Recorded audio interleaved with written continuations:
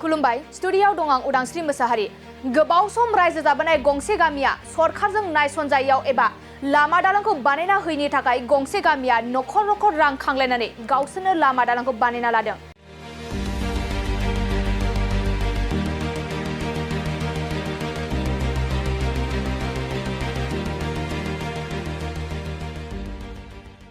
कक्राझार जिल्ला बिसमुरि आउटपोस्टनि सिङाव थानाय साहा ओनसोलनि 4 नं गारलाबारि गामिनि रायजो राजाफोरा गावसोरनो नखर नखर रां खांलायनानै दिनै लामा दालांखौ रायजोयैनो हिनजाव हौवा ज'ज'यै ओंखारनानै जेसीबी आरो ट्रेक्टर भारा लानानै मावफुंदों।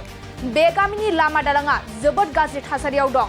सिगांनि बिपिएफ सरकार थानायावबो बे गामिनि लामा आरो दालांखौ बानायना होबोआखैमोन आरो दा इउपिपिएल सरकाराबो बे गामिखौ नायसनबोआखै, जायनि जाहोनाव बे गामिनि रायजो राजाफोरा दुखु मोनदों आरो गावसोरनो मोजां लामा हान्थिनो थाखाय नखर नखर 5,000 रां खांनानै ज' ओंखारनानै लामाखौ मावना लानो गोनां जादों।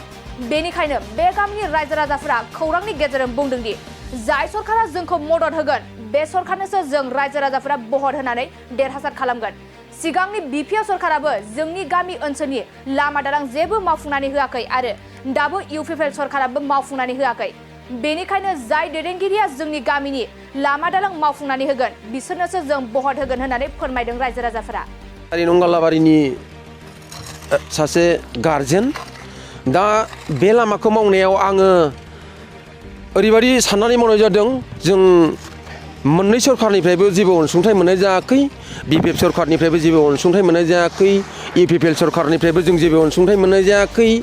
दा जोङो गामिनिफ्रायनो जोङो नखरसेयाव 5,000 खांनानै जोङो दिनै बे लामाखौ जों आरफिलिं सेन्ड ग्रेभेल होनानै जोङो फिसा फिसौ फरायनायनि आरो डाक्टारनाव लोमजानाय साजानाय लांनो थाखाय जों दिनै बे लामाखौ जों साक्सेस खालामनानै लाबाय आरो दिनै बे साक्सेस खालामनायाव जों दिनै लुगैदों जाय गभर्नमेन्टआ जोंखौ मोजां मोनगोन, जाय गभर्नमेन्टआ जोंखौ हेल्पार होगोन बे गभर्नमेन्टजों जों सापर्ट थागोन, जाय राजखान्थिगा जोंखौ अनसायगोन सिबिगोन जों बे मानसिजोंनो बे पार्टिजोंनो जों हेफाजाब होगोन आरो जोङो बे बिथांजोंनो जों थांनाय जागोन।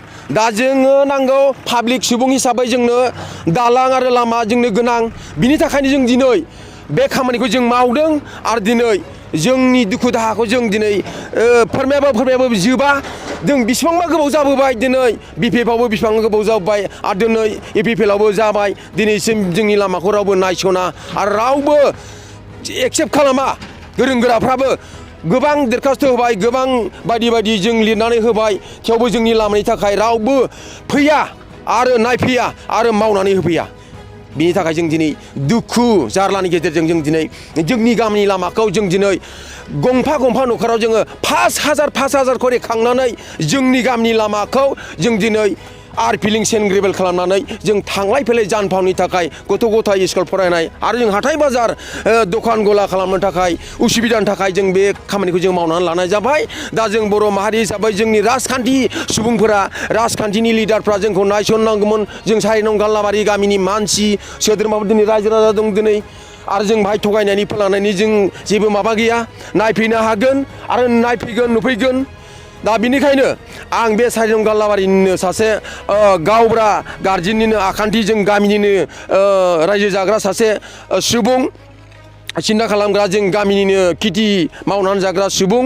जोंनो खेथि बाथि मावनो थाखाय जोंनो लामा नांगौ, दालां नांगौ, गैया दिनै राव सोरखाराबो जोंनो अनसुंथाइ होफैयाखै, जोंनि गामिखौ नायसनाखै। बिनि थाखायनो जों गोबां दुखु मोननानै जों दिनै गामियावनो हाजिरा मुजिरा मावनानै जादोंबाबो जोङो 5,000खौ खांदिनो मा होननानै जों मिटिं जानानै जों बेखौ दाख्लै माबानिफ्राय जों मिटिं जानानै जों दिनै 5,000 खांनानै जों दिनै बे आरफिलिं सेन्ड ग्रेभेलखौ जों मावनाय जाबाय। दा बिनिखायनो जोङो जेबो सरकारखौनो जों दुसिया, इउपिपिएलआनो जा बिपिएफआनो जा जोंखौ अननानै सोरबा हेल्प खालामबानो जों बे सरकारजोंनो बे पार्टिजोंनो जों हेल्प होगोन आरो बेजोंनो जों थांगोन। आं बेखिनिखौनो बुंबाय आरो जोंनि बर' सुबुङाव आं जोङो नै दिनै जोंनि गार्जेनफ्रा मावफानाय लेखा जोंबो ओंखारफानांगौ जादों।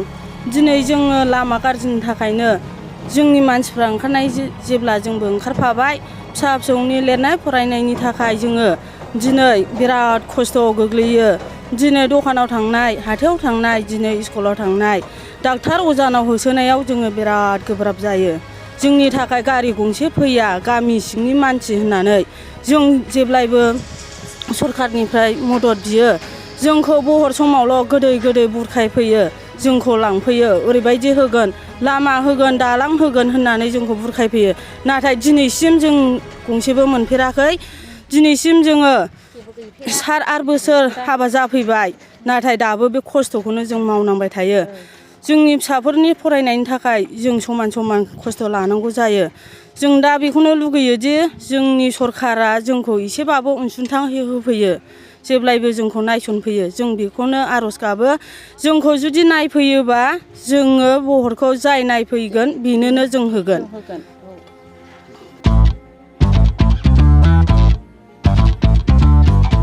गोजोनथाव खौरां, नोंथाङा नोंथांनि गला एबा अफिस फसंथानफोरखौ जोंख्लाब-माख्लाब साजायनो गोसो गैया नामा?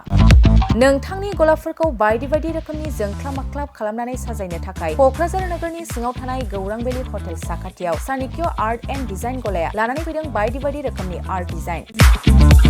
क'क्राझार नोगोरनि सिङाव थानाय गौरां भेलि हटेल साखाथियाव चाणक्य आर्ट एन्ड डिजाइन गलाया नोंथांमोननि थाखाय लानानै फैदों नोंथांनि गलाखौ जोंख्लाब-माख्लाब खालामनो गोबां रोखोमनि आर्ट डिजाइन। बेफोर आर्ट डिजाइनफोरनि गेजेराव दं 3D signboard, 2D signboard, acrylic trophy, SAP panel, name प्लेटार्स, रेट्र', रिफ्लेक्टिभ साइनबोर्ड, नियन साइनबोर्डफोरनि आर्ट डिजाइनफोरखौ नोंथाङा चाणक्य आर्ट एन्ड डिजाइन गलानिफ्राय मोनफुंनो हागोन। बेनि अनगायैबो इनग्रेभिं सार्भिस, आर्क्राइलिक लेटार काटिं, MDF जालि काटिं, लग', ग्राफिक्स डिजाइन आरो कास्टमाइज गिफ्ट आइटेम्सफोरखौ नोंथांमोननि गलानि थाखाय चाणक्य आर्ट एन्ड डिजाइन गलाया लानानै फैदों आर्ट डिजाइन। गोबां बाथ्रा मिथिनो थाखाय नोंथाङा नैबे 9706125636 6900981649 जानबुं नम्बरनि गेजेरजों खौरां लाहरनो हागोन।